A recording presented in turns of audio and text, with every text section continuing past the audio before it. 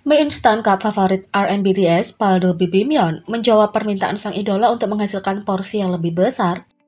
Paldo Bibimyeon telah memutuskan untuk menanggapi permintaan anggota BTS RM pada tahun 2022. Pada tanggal 25 Desember, seorang perwakilan dari Paldo Bibimyeon mengatakan kepada outlet media, pada akhir Februari hingga awal Maret tahun depan, kami berencana untuk merilis cangkir Paldo Bibimyeon berukuran lebih besar yang kira-kira 1,2 kali lipat dari porsi aslinya. Peraturan produk 1,5 kali aslinya tidak mungkin, tetapi kami berencana untuk memenuhi permintaan konsumen kami dengan cara terbaik yang kami bisa. Sebelumnya dalam siaran V-Live, anggota BTS RM berkomentar sambil makan secangkir Paldo Bibimyeon. Aku makan ini selama 3 hari berturut-turut, tapi aku masih belum bosan. Tapi kemarin aku makan 2 cangkir dan perut saya tidak enak setelahnya.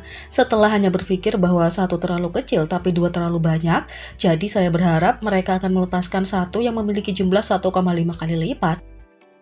ARMY lebih dari akrab dengan merek mie instan Korea Paldo Bibim yang dinikmati tidak hanya oleh RM, tetapi semua anggota BTS sebagai salah satu makanan jiwa mereka. Video V-Live BTS memasangkan steak dengan Paldo Bibimyeon membangkitkan kegemaran Paldo Bibimyeon di kalangan penggemar di masa lalu. Banyak netizen yang setuju dengan keputusan Paldo Bibimyeon untuk memproduksi cangkir dengan porsi lebih besar dengan mengatakan, satu terlalu kecil untuk siapapun, sangat senang BTS mengambil inisiatif dengan yang itu.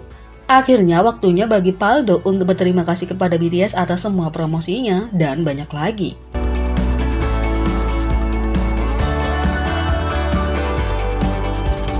Yang kedua, Jin BTS membantu membawa lebih banyak kesadaran akan masalah lingkungan.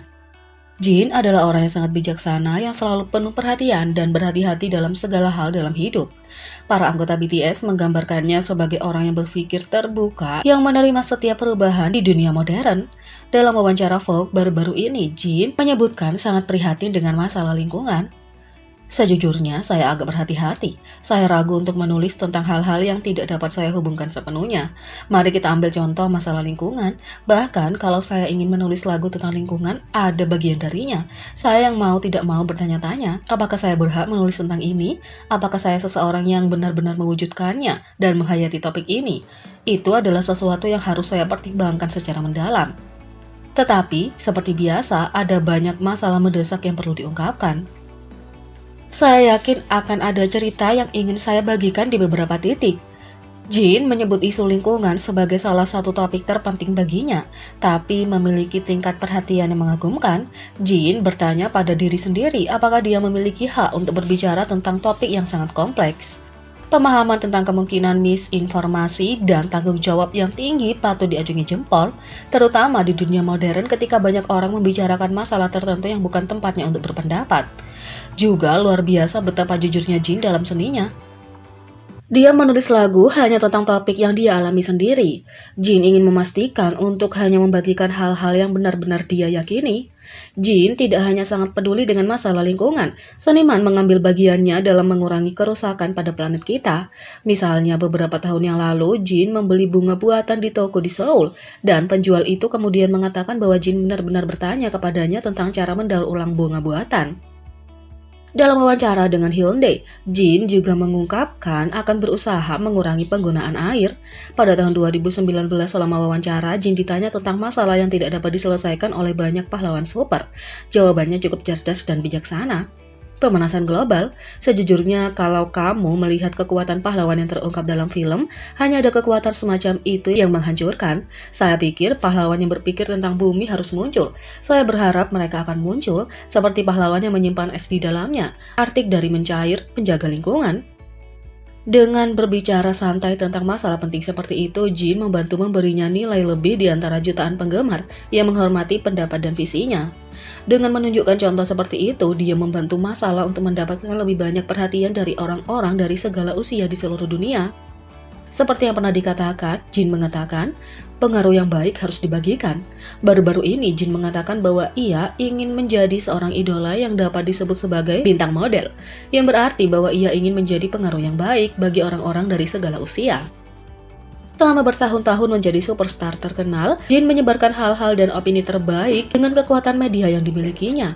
Pidatonya selalu mendapat perhatian paling besar di antara publik dan media, karena Jin adalah pembicara yang jujur dan fasih yang muncul dengan pemikiran yang cemerlang. Pikiran-pikiran ini seperti cahaya penuntun bagi banyak orang. Menjadi orang yang seperti itu, Jin selalu berbicara agar semua orang lebih berpikiran terbuka dan menerima. Di sisi lain, seorang pelatih vokal membuat analisis mendetail tentang teknik vokal yang digunakan Jin BTS dalam Ost Years. Jin dikenal luas sebagai vokalis perak dan penyanyi yang kuat dengan nada indah. Vokal yang digerakkan oleh teknik yang stabil dan jangkauannya luas. Setiap kali lagu Jin yang akan datang diumumkan, publik mulai mengantisipasi dia menunjukkan level vokal yang baru.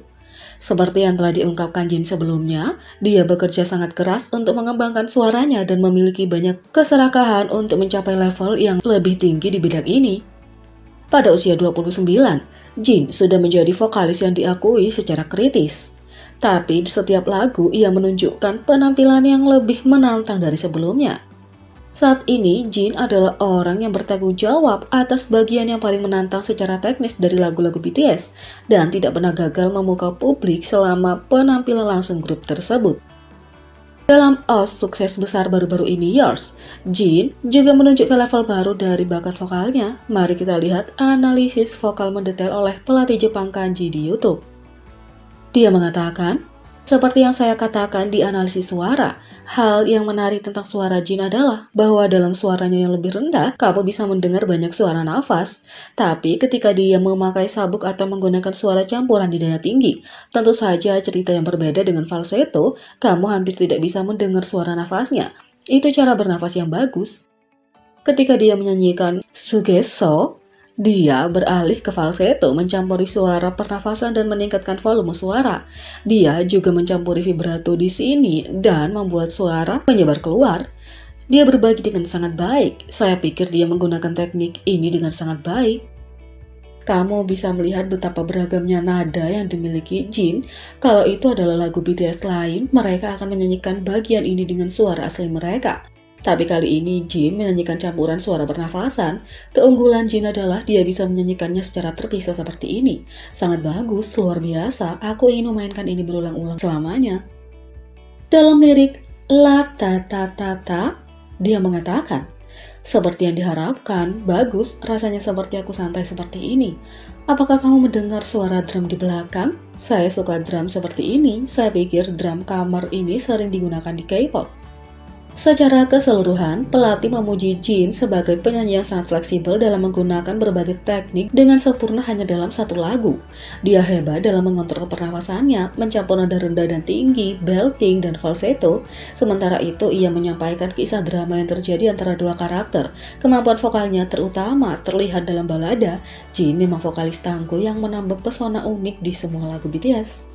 Jadi, bagaimana menurut kalian tentang ini? Beri komentar di bawah, klik subscribe, like, share, dan klik lonceng. Mari kita sama-sama jadikan channel ini berguna bagi K-popers Indonesia. Sekian video kali ini, sampai jumpa lagi.